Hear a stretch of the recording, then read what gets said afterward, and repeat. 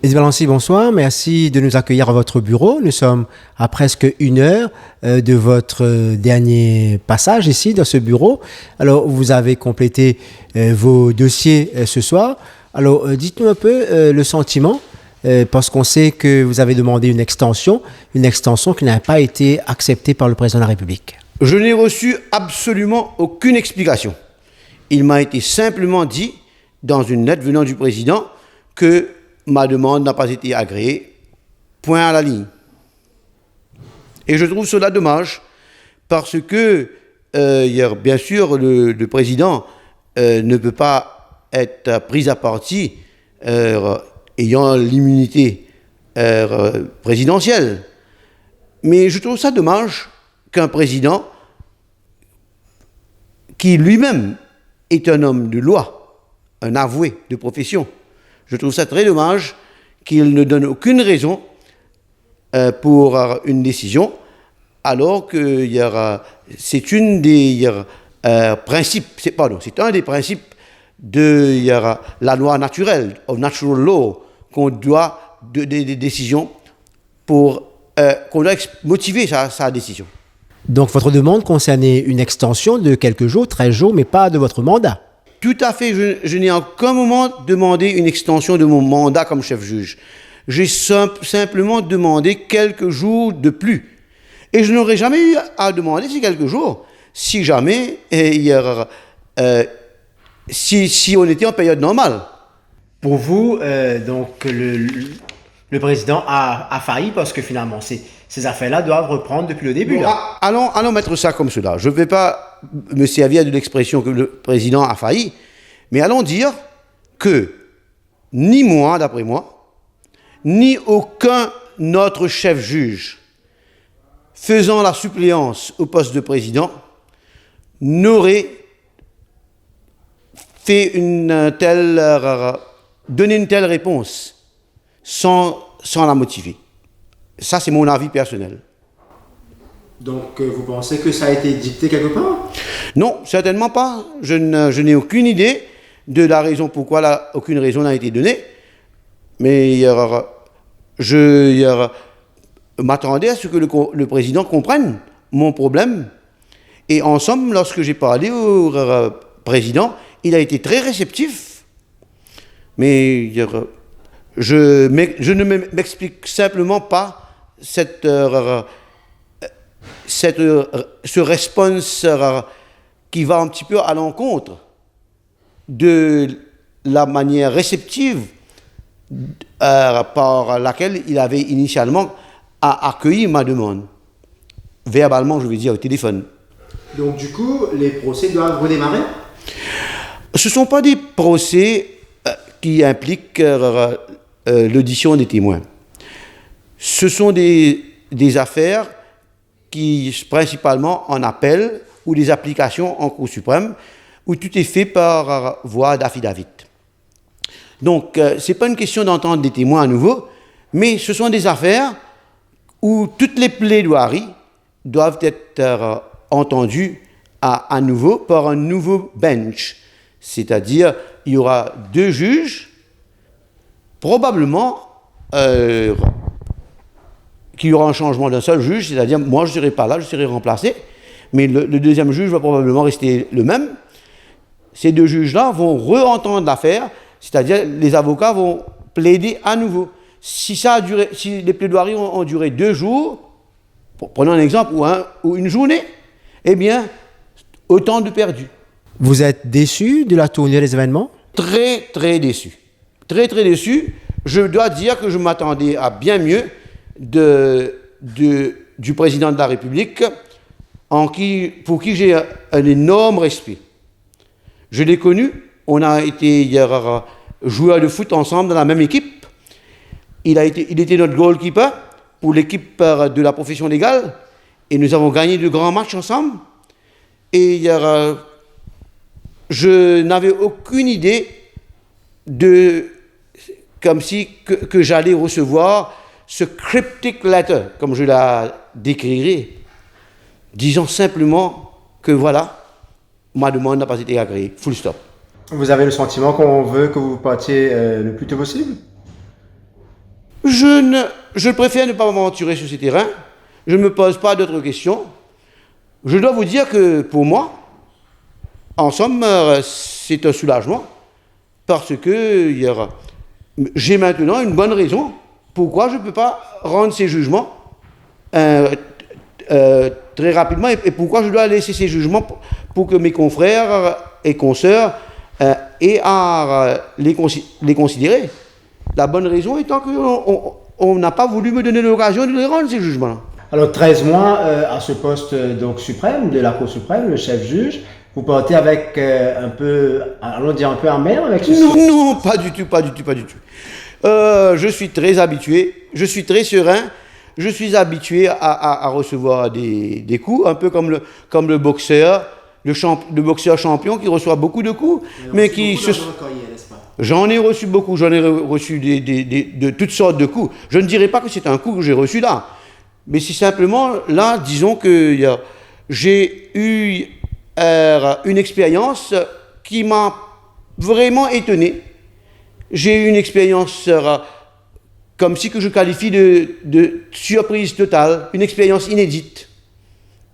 Mais je me réjouis terriblement à l'idée que dans 1h15 exactement, que je serai de nouveau quelqu'un avec aucun jugement pending. Et pour cela, croyez-moi, c'est un grand soulagement pour un juge. Parce qu'il voyage toujours avec ce fardeau sur son dos. Ah, mes pending judgments. Parce qu'un juge vous parle de ses pending judgments, croyez-moi, c'est une croix qu'il porte. Comme Jésus-Christ a porté la croix. De la même façon, le juge porte sa croix avec tous ses pending judgments. Alors, l'employé de enfin, pas seulement le juge, les magistrats aussi pour cela, oui. Alors, l'employé de le judiciaire, vous terminez après 13 mois comme chef juge. Vous retenez quoi de ces années passées en cours? Je retiens surtout ce désir de toujours me surpasser. Je retiens surtout la camaraderie parmi les juges. Je retiens beaucoup j'ai en souvenir l'année dernière, pour moi c'est un très beau moment, lorsque nous avons fait ce qu'on a appelé un self-training, des sessions de self-training à l'hôtel dans le Nord, et que nous avons partagé nos expériences. Je retiens que durant ces 13 mois, j'ai beaucoup promu cette idée de partage d'idées et d'expériences. Et je crois que tout le monde, tous mes confrères juges et tous mes consoeurs également, gardent un très bon souvenir de ces expériences que nous avons partagées. Aussi, durant le couvre-feu, nous avons travaillé très très dur, les juges ensemble, au sein d'un WhatsApp group. Nous avons travaillé très très dur en vue de trouver la solution, et cela avec l'aide très appréciable, je dois dire, de quelques senior magistrates de la Cour intermédiaire. Et c'est ça qui nous a permis de trouver la solution au problème de l'administration de la justice en période de couvre-feu. Vous avez passé 13 mois donc au poste de chef juge, donc vous partez. Est-ce qu'il y a un jugement qui vous a marqué le plus? Beaucoup de jugements m'ont marqué, mais peut-être le jugement par excellence qui m'a marqué, c'est le jugement de Dil Chan. J'étais dans ce jugement, dans cette affaire-là, un jugement concernant la liberté conditionnelle, c'est-à-dire la liberté sous caution. Je siégeais avec ma consoeur, Mme Balgoubine, et elle avait finalement décidé qu'elle serait d'accord avec le résultat final auquel j'étais arrivé, mais sans rien dire sur toute l'analyse juridique que j'avais fait dans un jugement de 65 pages. Elle trouvait cela long et j'ai même enlevé une dizaine de pages dans mon jugement, mais malgré tout, cela ne l'a pas convaincu à ça. Puis l'affaire est allée au Privy Council par le biais de l'affaire Nam, parce que Nam, son cas de liberté conditionnelle, était allé jusqu'au Privy Council. Tous les jugements ont été analysés, et le cas d'Ilchan, qui avait été désavoué par un bench de la Cour suprême, avec le chef-juge, M. Ariranga Pillay, à l'époque, ce full bench de la Cour suprême a été désavoué par le conseil privé, qui a trouvé que mon jugement, et ils ont appelé ça le jugement balancier, était le bon jugement. Donc ça, c'est quelque chose qui a marqué. Je crois d'ailleurs Dilchan est un des landmarks de la jurisprudence à Maurice. On dit souvent que le judiciaire, c'est le dernier rempart contre la dictature et les régimes totalitaires. Vous y croyez, vous? Oui, j'y crois. J'y crois absolument, parce que j'ai eu l'occasion de parler, de discuter avec mes juges et mes magistrats. Je sais qu'ils ont une volonté ferme, et je sais que c'est pas facile, c'est presque pratiquement impossible pour comme si qu'ils soient influencés de manière néfaste par ceux qui ne devraient pas les influencer. Toutefois, afin de consolider cette indépendance judiciaire, je crois que c'est essentiel de former davantage les juges. Plus un juge sera confiant dans sa maîtrise de la loi et dans sa capacité d'écrire de bons jugements, plus il se sentira plus fort de défier le monde entier, d'aller envers et contre tous dans sa décision, quelles que soient les influences qu'on puisse vouloir lui faire subir. Est-ce qu'un juge peut dire non, même s'il est en attente, peut-être pour devenir chef-juge? Est-ce qu'il sait dire non à ce moment-là? Oui, certainement. Moi, je l'ai fait, je l'ai prouvé. J'étais senior opinion judge lorsque j'ai défié le chef-juge de l'époque. J'étais comme si dans l'attente de ma promotion comme senior opinion judge, lorsque je me suis permis de défier le juge de l'époque, M. Sikun. Je n'ai pas... Parce que... Alors, je ne crois pas. Je respecte beaucoup M. Sikun, mais de l'autre côté, je dois dire que je n'étais pas d'accord avec lui sur certains points, et je n'ai pas hésité à dire mon point de vue. Par exemple, notamment sur le best loser system et tout. Il y a quand même pas mal de procès importants devant la justice, des pétitions électorales, dans le cadre de la contestation des élections de novembre dernier. Vous êtes triste de ne pas être là pour ces jugements? Non, je n'ai pas de regret comme tel, parce que je crois que quand même, il y a parmi les autres juges de grandes compétences, et je pense qu'il y aura ceux qui vont être désignés pour me remplacer, ou celui qui sera désigné pour me remplacer sur un bench, sur une affaire relative aux pétitions électorales. Je crois qu'il me remplacera avec un brio égal. Vous avez soumis une liste pour la nomination des senior attorneys et des senior counsel, donc vous avez envoyé d'ailleurs au bureau de la présidence, et on comprend que vous n'avez pas reçu de réponse jusqu'à maintenant. Cette liste n'a pas été approuvée? Mais moi, je n'ai jamais été informé que cette liste a été rejetée, moi. Vous n'êtes pas au courant? Non. Je n'ai simplement rien entendu. J'ai soumis cette liste-là, c'est-à-dire mes recommandations, conformément au Law Practitioners Act, bien avant le début du couvre-feu. Et si j'avais eu mon extension pour ces 13 jours, j'aurais certainement demandé au président de fixer un jour pour la remise des letters patent à ceux que j'ai recommandés, sujet bien sûr, subject to, comme dit l'anglais, à son approbation. Donc là, vous n'avez pas de nouvelles par rapport à cette liste? Non, aucune nouvelle. Alors, Et je vois ça dommage, parce que, croyez-moi, ce n'est pas une tâche facile pour un chef-juge qui prend en ligne de compte la liste de ceux recommandés par plusieurs senior attorneys, plusieurs senior counsels, QCs et tout. Ce n'est pas facile d'avoir passé autant de temps à travailler sur la liste finale pour les recommandations. Et puis, c'est très frustrant de voir que tout ce travail a été perdu. Et ce n'est pas juste aussi envers ceux, je crois, qui se trouvent sur cette liste. Donc, ce serait une première. Donc, cette liste n'est pas approuvée et rejetée. Là, c'est peut-être le seul point sur lequel je me sens frustré. Je vous ai dit que je ne me sens pas frustré par rapport à la décision de ne pas me donner ça. Mais s'il y a une chose où je me sens frustré, c'est par rapport à cette liste-là. Parce que je crois que, premièrement, un chef-juge qui a fait ce genre de travail,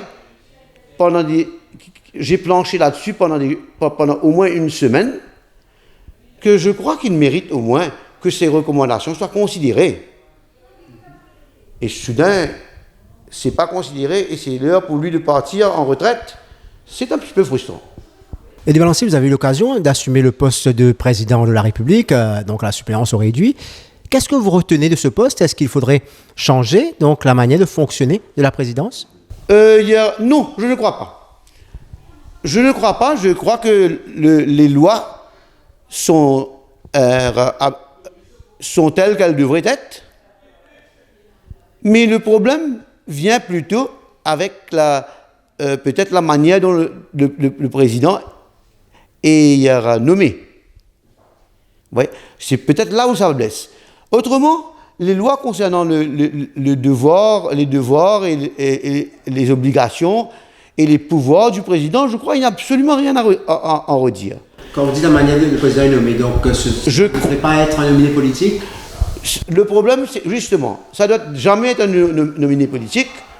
Ça devrait être être fait d'une manière absolument indépendante, de sorte que le président puisse vraiment être quelqu'un d'indépendant qui peut dire non à l'exécutif. Et c'est là où je dis que c'est une bonne chose. Je me souviens qu'il y avait votre collègue, Henri Marimoutou, qui m'avait posé la question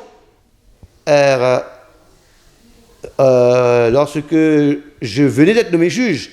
Je lui avais dit que je n'avais pas encore fait mes intériments comme président, qu'à la fin de mon mandat, après avoir eu un peu d'expérience, je serai en mesure de lui dire. Mais puisque vous me posez la question avant lui maintenant, je peux vous redire, je pense que c'est une bonne chose lorsque le chef-juge va en intérimat à la présidence. Parce qu'au moins, durant cette période-là, nous avons une garantie de quelqu'un qui peut vraiment faire tout son travail, son boulot, sous la Constitution et sous les autres lois, sans, comme si, se sentir obligé en aucune façon à faire plaisir à quiconque. Vous pensez que c'est le cas en ce moment? Je ne sais pas. Je ne sais pas, je n'ai aucune idée si c'est le cas en ce moment. Mais moi, tout ce que je peux dire, c'est que je connais les juges, comment ils sont, les chefs-juges, comment ils sont, et je ne crois pas qu'un chef-juge se laisserait influencer. Mais de l'autre côté, je ne sais pas. Au sujet des autres présidents, il y a des présidents qui peuvent, disons-le franchement, le président actuel, son Excellence, Maître Rupen, il a été choisi, étant malheureusement, je dis malheureusement entre guillemets pour nous, étant un proche du Premier ministre.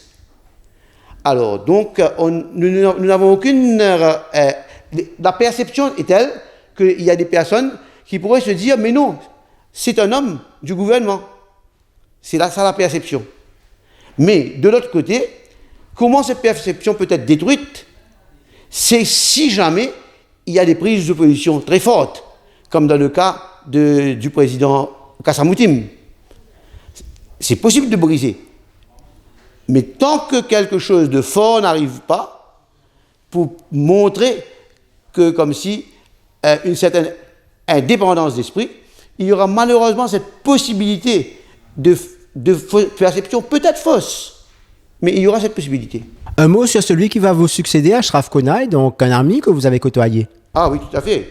Ashraf Konai est un ami à moi depuis l'école depuis le cycle secondaire. Nous avons été amis depuis la forme 1 au Collège Royal de Port-Louis. Nous avons fait toutes nos classes ensemble.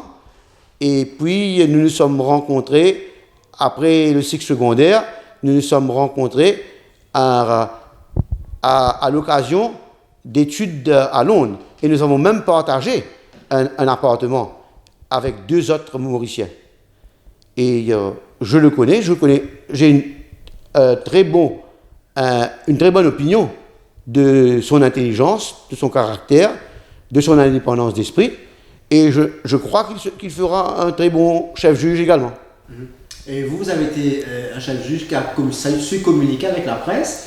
Est-ce Oui. que vous auriez souhaité que cette tradition se perpétue? Je souhaiterais certainement que cette tradition se perpétue. Et j'espère que mon successeur et mon ami Konai puissent continuer une bonne entente avec la presse. Vous avez un message pour la population d'Ibalancy? Oui, je voudrais passer ce message à la population qu'ils doivent continuer à croire dans le judiciaire. D'accord, le judiciaire n'est pas parfait. Et d'ailleurs, mon successeur, le futur chef-juge, M. Ashraf Konai, il a fait appel à moi pour aider à la formation des juges et magistrats, c'est-à-dire aider dans le further education of. Et cela, en faisant ça, suivant le système que j'avais apporté comme genre de novelty l'année dernière, j'avais dans un hôtel à Balaclava, ou pour être plus loin, je ne me souviens plus, le système de self-training, c'est-à-dire le système de partage d'expérience. Ça avait marché très très bien, et d'ailleurs, j'espère bien avoir donc l'occasion d'être le directeur de ces sessions de formation. Donc à partir de demain, vous allez faire quoi de vos journées? Ben regardez, ma deuxième vocation, c'est la formation. C'est-à-dire, pas seulement l'enseignement, c'est former. J'ai eu l'occasion de former des avocats. J'ai eu l'occasion de former des police prosecutors. Alors la formation, ça c'est ma deuxième vocation. Et tout le monde me dit toujours que j'ai le don de pouvoir rendre les choses les plus difficiles très simples. Alors, j'avais fait ma sœur prendre part aux examens de GCE A-Level en Angleterre et avoir la distinction sans avoir jamais lu un des textes, c'est-à-dire Pygmalion, simplement en lui parlant de ce texte pendant 40 minutes dans le trajet de métro. Alors, elle dit à tout le monde que je suis le meilleur enseignant au monde, mais je ne prétends pas être cela, mais tout simplement, disons que je suis un fanat, un passionné de la formation. Donc vous partez à la retraite. Est-ce que ce sera donc une retraite douce, donc sous les cocotiers? Non, pas du tout. Pas du tout. Je compte même aller jusqu'au point où je donnerai des causeries gratuites dans toutes les écoles et collèges de l'île, à mes propres frais, gratuites, roulant, me servant de mon essence. Je ferai cela. Parce que, si vous vous souvenez, dans la page forum du Mauricien, j'avais déclaré dans un article la raison dans le droit et le droit de raisonner. J'avais déclaré qu'il était impératif qu'à partir de la dernière année en cycle primaire, on apprenne les rudiments du système légal et du droit. Et ça, c'est mon dada, c'est ma mission désormais, et croyez-moi, je poursuivrai ma mission et personne ne m'en empêchera. Merci beaucoup. Merci beaucoup.